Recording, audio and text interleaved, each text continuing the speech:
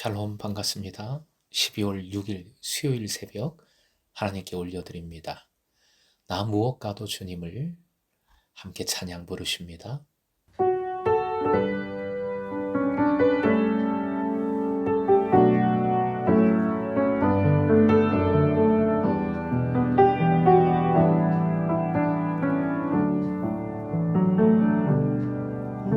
나 무엇과도 주님을 바꾸지 않으리.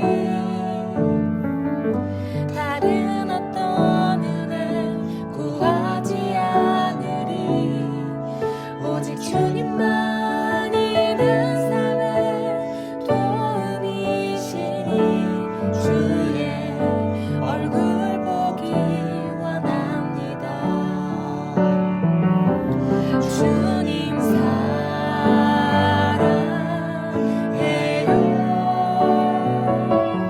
온 마음과 정성 다해 하나님의 신실한 친구 되기 원합니다.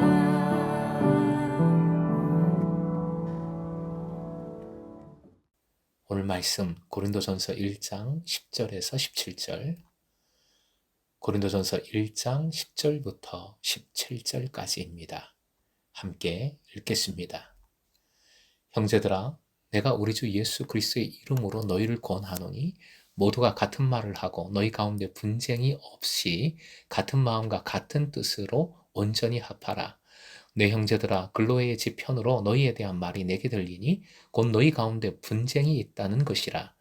내가 이것을 말하거니와 너희가 각각 이르되 나는 바울에게, 나는 아볼로에게, 나는 게바에게, 나는 그리스도에게 속한 자라 한다는 것이니 그리스도께서 어찌 나뉘었느냐? 바울이 너희를 위하여 십자가에 못 박혔으며 바울의 이름으로 너희가 세례를 받았느냐? 나는 그리스도와 가이오 외에는 너희 중 아무에게도 내가 세례를 베풀지 아니한 것을 감사하노니 이는 아무도 나의 이름으로 세례를 받았다 말하지 못하게 하려 함이라. 내가 또한 스데바나 집 사람에게 세례를 베풀었고 그 외에는 다른 누구에게 세례를 베풀었는지 알지 못하노라. 그리스도께서 나를 보내심은 세례를 베풀게 하려 하심이 아니요 오직 복음을 전하게 하려 하심이로되 말의 지혜로 하지 아니함은 그리스도의 십자가가 헛되지 않게 하려 함이라. 오늘의 기도 제목, 순전한 복음으로 살아 복음의 능력을 덧입게 하소서. 순전한 복음으로 살아 복음의 능력을 덧입게 하소서. 본문 첫 구절 10절에서 바울 사도는 권면의 권위와 권면의 내용을 밝힘으로써 고린도전서를 쓰는 목적을 말해주고 있습니다. 글로의 사람들에 의해 바울에게 전해진 정보에 의하면 고린도 교회 공동체는 모두 분쟁에 휩싸여 있었다는 것입니다. 바울은 그 같은 고린도 교회의 분쟁으로 인하여 그리스도의 복음의 능력이 상실될 뿐만 아니라 그리스도의 몸으로서의 교회의 하나됨이 심각하게 위협받고 있다고 판단하게 되었습니다. 따라서 바울 사도는 전 교회를 향하여 교회의 하나됨을 지향하는 사고와 판단의 일치를 경고하며 요청하고 있는 것이지요. 신앙 안에서 하나의 생각, 하나의 판단, 하나의 행위란 단지 획일적인 사고와 행동을 의미하는 것이 아닙니다. 그것은 모든 생각과 판단과 행위의 근거가 하나의 기반을 지녀야 한다는 것이지요. 그 하나의 기반이란 바로 무엇이겠습니까? 예수 그리스도이십니다. 10절의 내용이지요. 예수 그리스도는 그리스도인의 사고와 삶의 터전입니다. 그러므로 우리가 서로 그리스도 안에 있다고 생각하고 그리스도 안에서 하나의 마음과 뜻을 가진다면 거기에는 인간적인 자기 자랑이나 분파가 불가능하게 될 것입니다. 고린도 교회의 문제는 그들의 삶에서 생긴 윤리적인 문제였습니다. 그들은 신앙을 가지고 있다고 하면서도 서로 시기하고 질투하고 심지어 분파했던 것입니다. 바울 사도는 이러한 교회의 윤리적인 문제를 단지 그 실제 상황을 멈춘 것으로 해결하려 하지 않았습니다. 곧 인간적인 윤리적 방법으로서 그 문제들을 해결하려고 하지 않았다는 것이지요. 바울 사도는 교회가 지닌 이 윤리적인 문제를 해결함에 있어서 무엇보다도 중요하고 우선적인 것은 그 문제가 어디서부터 무엇 때문에 왔는지 그 문제의 본질을 파악하는 것이라 생각했습니다. 곧 윤리의 문제는 신앙과 신학에서 그 답이 나와야, 그 대답이 나타나야 한다는 것입니다. 바울 사도는 고린도 교회의 윤리적 문제가 무엇보다 그들이 복음을 올바르게 이해하지 못한 데서 기인하고 있다고 판단했습니다.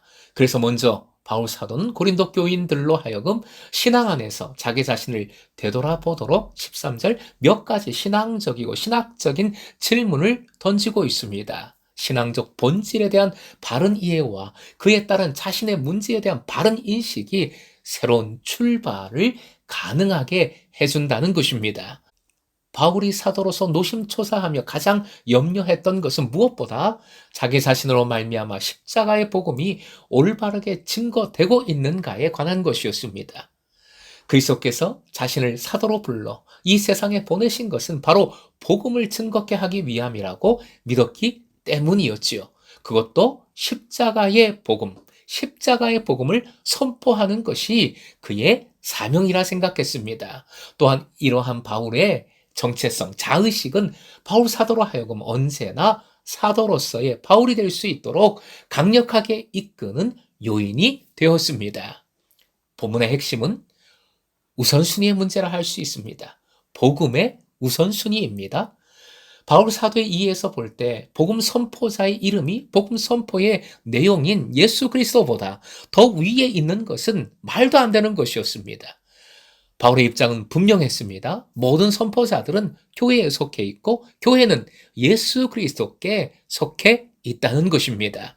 교회와 그리스도 사이에는 어느 누구도 중재자로 끼어들 수 없다는 것이지요. 또 하나의 우선순위는 사도로서의 가장 큰 책임이 복음을 선포하는 일에 있다는 것입니다. 17절 그리스도께서 나를 보내심은 이라는 표현에 바울 사도가 생각하고 있는 사도직의 본질이 들어 있습니다. 복음의 선포가 사도의 핵심적인 사역입니다. 마지막으로 말보다 십자가의 도가 우선입니다.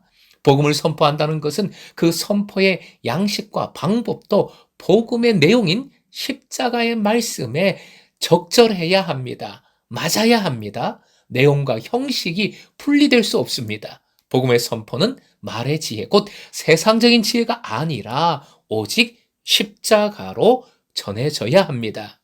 사랑하는 금성의 제자 여러분, 우리의 삶에서 우선순위를 다시 한번 분명히 하십시다. 복음을, 십자가를, 예수 그리스도를 가장 우선적으로 붙드십시다.